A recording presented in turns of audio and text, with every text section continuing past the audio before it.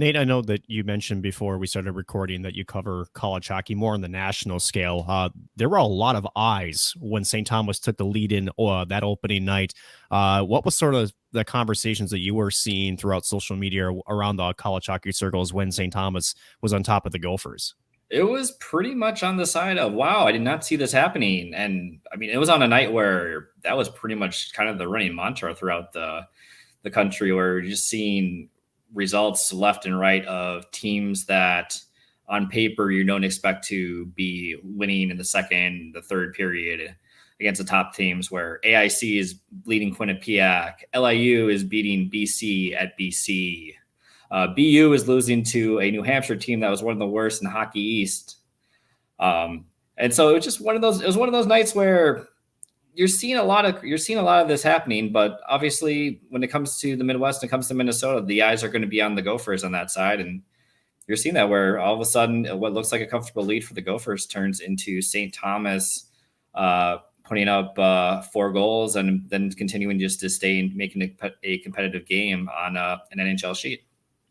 Drew, we talked before the show that, goal scoring aside, maybe defensively was maybe more of how they played really well. And in fact, defensively, let's be specific, it was their goaltender, Aaron Trotter, that you had mentioned that this score could have been a lot more lopsided. And maybe we wouldn't even be having the discussion about St. Thomas coming back in the hockey game had he not made a few of the key saves that he did. And when I say a few, I mean more than a few. Yeah, I mean, it was a weird sequence of, looking at the two games together, you say, wow, I feel like the one could have been like an 8-6 kind of finish. And that's no offense to like Justin Close or the way the Gophers played. And I'm sure I'll bring up defense here in a second, but St. Thomas really played, Aaron Trotter really played really, really well. And I thought he saved a lot of things that I think the Gophers probably should have scored on and would have on a lot of other goaltenders in this league.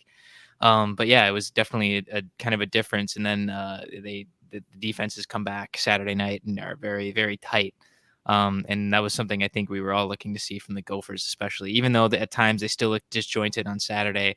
And they'll have to work on that too, just how young the team is. But there were some flashes, I think, from St. Thomas's trying to rein in the Gophers the best they could.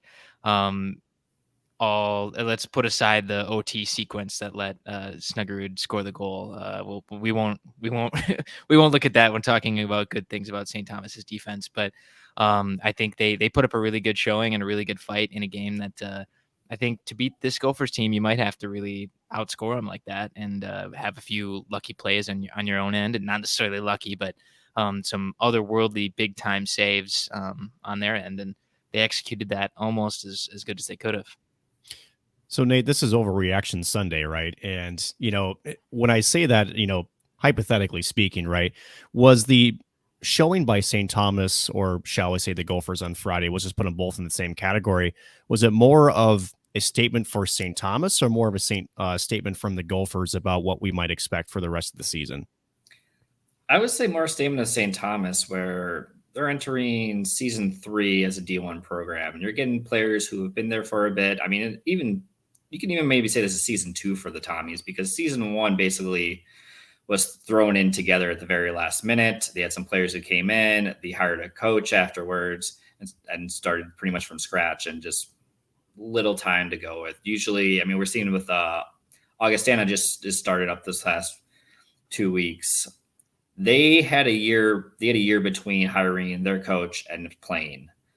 Penn State did the same thing. They hired the coach. They played a club hockey season. Usually you have some time to kind of build a culture, get your players on the same page. And they didn't really have that. So I think they were seeing a little bit more on the St. Thomas side of where they're coming for the Tommies and where they're going to be in the CCHA.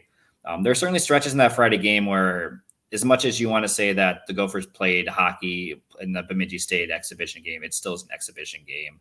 While St. Thomas was a team who had already played the weekend before. You had those stretches where it was, okay, this team's played a bit, this team's figuring out its legs and making its regular season debut.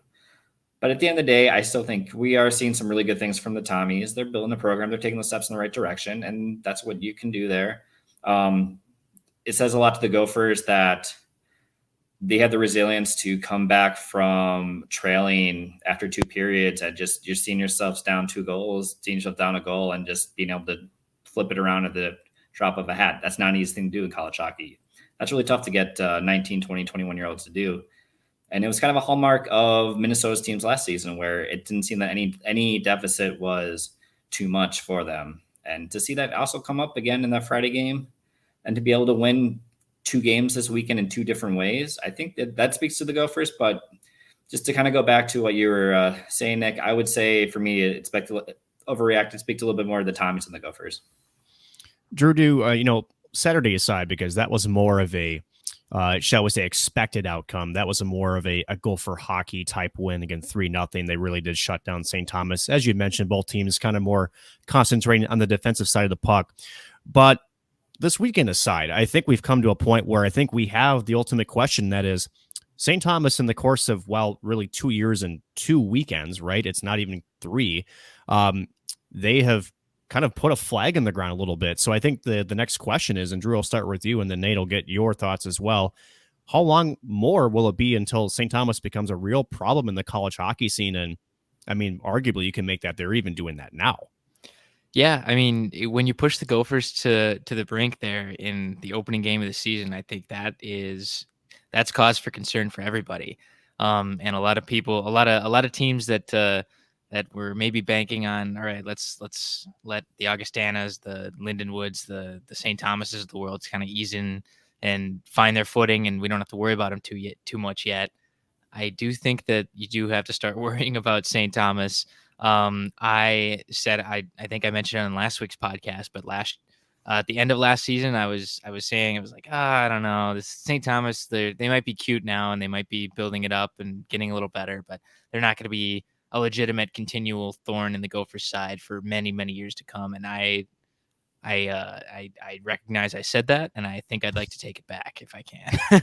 But I think this St. Thomas team is going to be, hopefully for the best of like college hockey fans' sake, and especially playing games at the X and having like old school like North Dakota and Wisconsin type crowds for the Gophers, to where there's like an equal or somewhat representative amount of the visiting fans at Mariucci or at the X or at the new stadium and the new rink that's going to be coming for St. Thomas. It's going to be really good for college hockey if they're better sooner and consistently as well. But I do think that is coming very soon.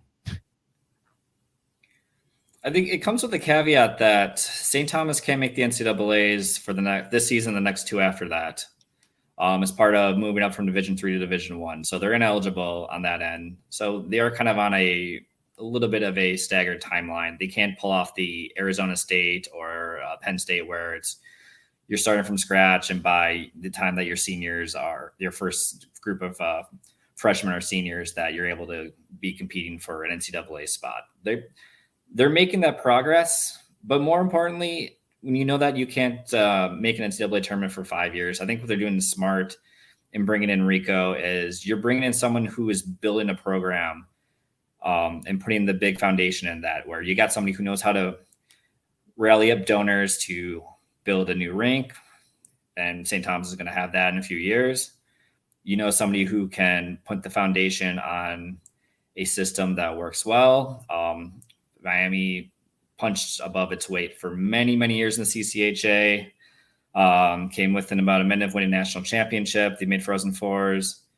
And so you have that. You can see where the steps are going.